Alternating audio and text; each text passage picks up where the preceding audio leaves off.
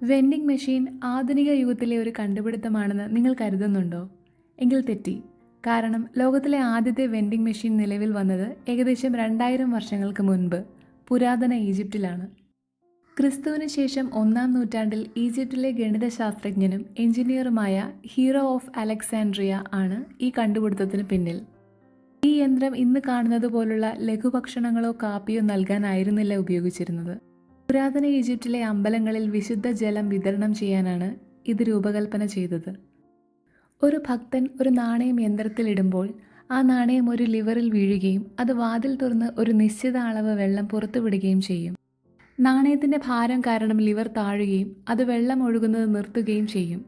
ഈ പുരാതന യന്ത്രം അന്നത്തെ സാങ്കേതിക വിദ്യയുടെ അത്ഭുതമായിരുന്നു.